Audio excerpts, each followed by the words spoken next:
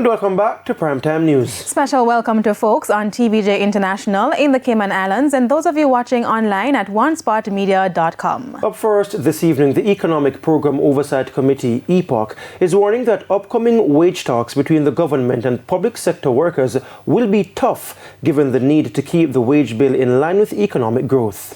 The outgoing chairman, Keith Duncan, says a ceiling is needed on the wage bill to ensure it doesn't become a fiscal risk to the country. Andrea Chisholm explains.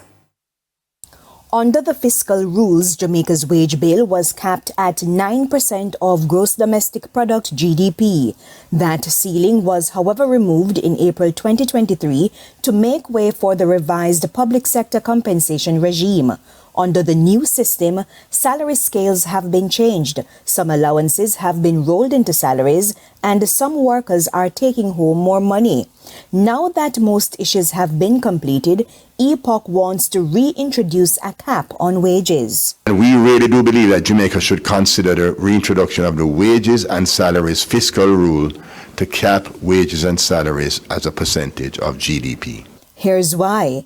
In the 2021-2022 fiscal year, public sector wages and salaries were $222.48 billion. That was 9.58% of GDP and roughly 36% of tax revenues.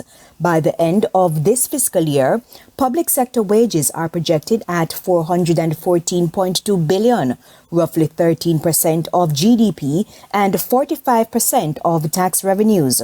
For the next fiscal year, there's a projection of $445.95 billion. Based on the trend, it could move to 13.42% of GDP by the end of the 2027-2028 fiscal year.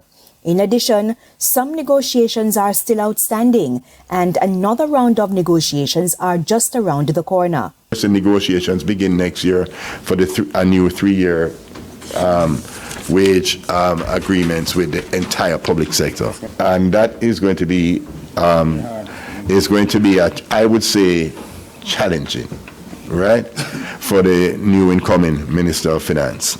So we are therefore reiterating our call for capping of the wages GDP ratio once again, and this is a strong recommendation that we're making. But public sector workers, like many Jamaicans, have been complaining about the high cost of living, and some are still upset about the massive increase to the political directorate. For EPOC, frank discussions are needed as there's uncertainty around Jamaica's growth trajectory. This is where Jamaica needs to come together and we have a full understanding, be able to communicate, and everybody can manage their expectations and manage their ask in a responsible way, knowing that we always want fairness and equity, and knowing that the public sector has sacrificed over many years. EPOC says the Finance Ministry should do the analysis and come up with a suitable public sector wage to GDP ratio.